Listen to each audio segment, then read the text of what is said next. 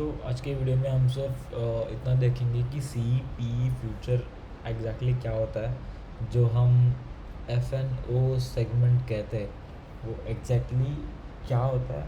हम लोग in depth next video में जाएंगे, but as a introduction video we will be looking at what exactly FNO means. So F stands for your future, please ignore my handwriting, and O stands for options. Okay, so this is future and options basically.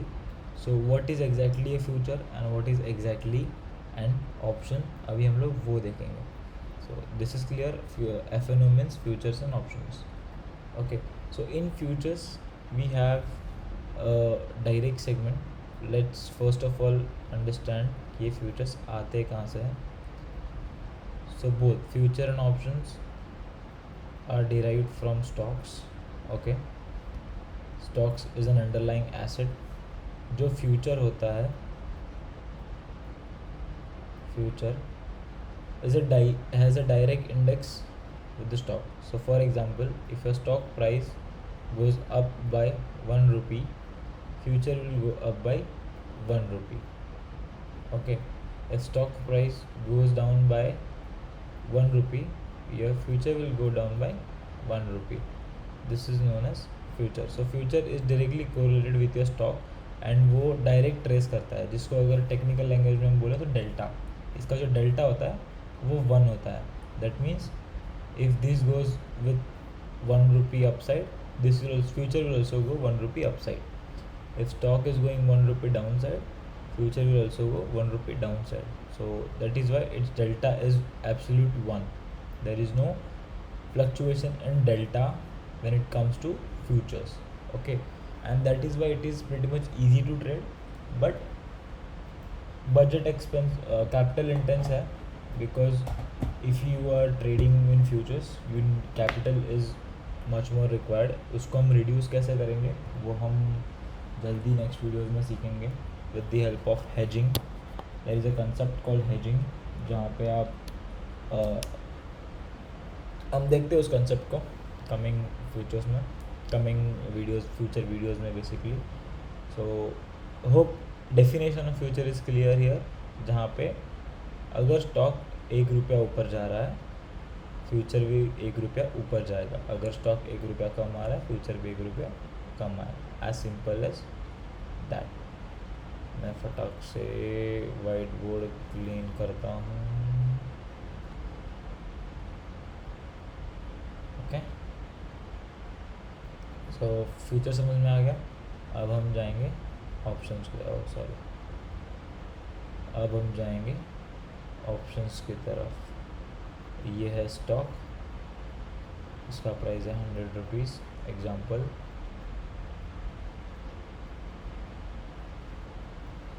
So C stands for call European, maybe spelling wrong होगी. And ही P stands for put European. Okay, तो European क्यों है, don't ask me, Google कर लेना, ये तुम्हारा homework होगा. But put means downwards scripting, call means upward scripting. So what does this actually means? For example, there are 2 people, one name is Ram, another is Shyam. अभी राम कहता है ये 100 रुपीज़ का स्टॉक विल गो टू 110. कभी जाएगा? By end of, let's say end of 31st Jan. Okay, but on the same side Sham says नहीं, stock का price नीचे जाएगा 90 rupees.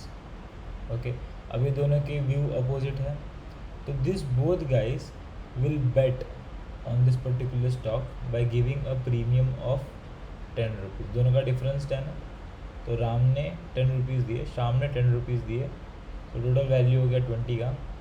Okay, which does not represent in the market. मैं एक example देने के लिए समझा रहा हूँ ये चीज़ को.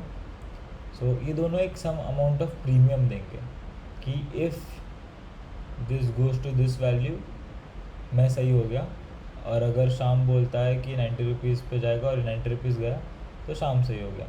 ओके, सो ये basically it is kind of prediction कि ये स्टॉक ऊपर जाएगा या नीचे जाएगा, and depending on that you right call and put.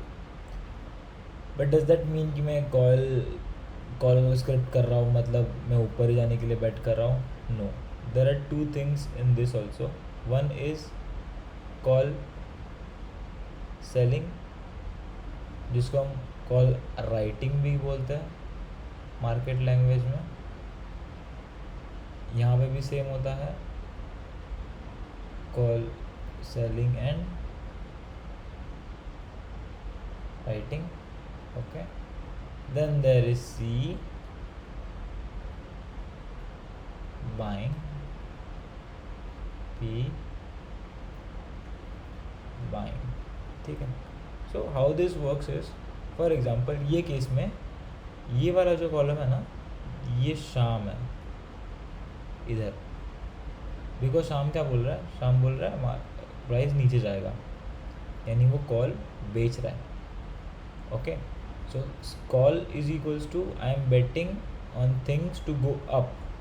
एक कॉन्ट्रैक्ट बनता है इन दोनों के बीच में और इसको हम बोलते हैं कॉल. अगर ये कॉन्ट्रैक्ट अगर ये कॉन्ट्रैक्ट मैं बेच रहा हूँ, दैट मीन्स मुझे पता है कि ये मार्केट गिरने वाला है, इसीलिए मैं किसी को बेच रहा हूँ अभी इस वैल्यू पे, जो भी इसका प्रीमियम रहेगा उस पर. ओके, मैं ये बेच रहा हूँ मतलब मार्केट नीचे जाएगा, सो दैट मीन्स कॉल बेचना.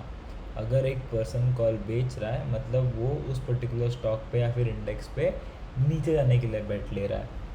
और अगर वो कॉल ख़रीद रहा है, दैट मीन्स वो मार्केट या इंडेक्स पे ऊपर जाने के लिए बेट कर रहा है. ओके, तो ये केस में हमारे राम भैया ये हो गए, श्याम भैया ये हो गए. Okay, coming to the other side, put side. ठीक है, लेट्स से ये जो पुट राइटिंग है, put writing in the sense similarly जैसे सी का हमने कॉन्ट्रैक्ट देखा, वैसे ये पी का कॉन्ट्रैक्ट अज्यूम कर लेता है. और अगर मैं पी का कॉन्ट्रैक्ट बेच रहा हूँ, इसका मतलब क्या हो गया कि मैं मार्केट ऊपर जाने पे बेट कर रहा हूँ. ये जो पी का कॉन्ट्रैक्ट बना है कि मार्केट नीचे जाने वाला है, इसका एक सर्टेन प्रीमियम है. अब इस कॉन्ट्रैक्ट में क्या लिखा है कि मार्केट नीचे जाने वाला है, और ये मैं बेच रहा हूँ, इसका मतलब मार्केट ऊपर जाने पे मैं बेट कर रहा हूँ. समझ रहे हो? अगर कॉन्ट्रैक्ट में लिखा है कि ये नीचे जाने वाला है और मैं इसको बेच रहा हूँ, इसका मतलब मैं ऊपर जाने की सोच रहा हूँ. सो अगर ये पुट राइटिंग हो रही है तो हमारे ये पुट राइट करने वाले जो भैया है, जो बोल रहे कि मार्केट ऊपर जाएगा, ये है राम भैया, और ये जो पुट खरीद रहे हैं वो है श्याम भैया. सो अगर मार्केट ऊपर जा रहा है और उस मार्केट ऊपर जाने से मुझे अगर बेनिफिट करके लेना है, तो या तो मैं सी को बाय करूँगा या तो पुट को सेल करूँगा, दोनों में से एक. ओके, बट लेट्स से कि अगर मार्केट नीचे जाने वाला है, ओके, और मुझे ऐसा है कि मार्केट नीचे जाने से मुझे बेनिफिट मिलना चाहिए, तो मैं क्या करूँगा, मैं पी बाय करूँगा या तो सी बेच दूँगा. इसको अंडरस्टैंड करने का सिंपल इमेजिनेशन बताऊँ. इस कॉन्ट्रैक्ट को इमेजिन करो. ठीक है, ये जो पर्टिकुलर कॉन्ट्रैक्ट है ना, उस कॉन्ट्रैक्ट को इमेजिन करो. ओके, अभी अज्यूम करो ये पी वाला कॉन्ट्रैक्ट है जिस पे लिखा है कि मार्केट नीचे जाएगा. तो क्या आप चाहते हो मार्केट नीचे जाए? अगर आपका आंसर यस है कि हाँ भाई मैं चाहता हूँ मार्केट नीचे जाए, तो इस कॉन्ट्रैक्ट को ख़रीदो, यानी पी को ख़रीदो, यानी तुम श्याम बाबू बन गए जो बोल रहा है कि 90 रुपीज़ जाएगा. समझे? बट अगर इस कॉन्ट्रैक्ट पे लिखा है ऊपर जाए, अगर ये ऊपर जाने के लिए कॉन्ट्रैक्ट है, मतलब ये कौन सा कॉन्ट्रैक्ट है? कॉल कॉन्ट्रैक्ट है. अगर कॉन्ट्रैक्ट पे लिखा है ऊपर जाए और तुम चाहते हो कि मार्केट मतलब तुमको लगता है कि मार्केट ऊपर जाएगा, तो तुम इसको बाय करोगे, यानी तुम कॉल बाय करोगे. यानी तुम कौन से पार्टी में? राम भैया की पार्टी में आ गए तुम, जो बोलता है ऊपर जाएगा. तो सिंपल सिनेरियो रखो कि एक कॉन्ट्रैक्ट है, या तो वो कॉल कॉन्ट्रैक्ट है या तो पुट कॉन्ट्रैक्ट है. ओके, अगर तुमको लगता है मार्केट ऊपर जाना चाहिए तो तुम कॉल को बाय करोगे, अगर तुमको लगता है मार्केट नीचे जाना चाहिए तुम पुट को बाय करोगे. ओके, बट यही चीज़ अगर तुम उल्टी तरीके से करो, ठीक है, उल्टे तरीके से, ये उल्टा क्यों करना है ये मैं तुमको अभी बताता हूँ इसका रीज़न. बट उल्टे तरीके से अगर करना चाहो तो तुम रिवर्स करोगे।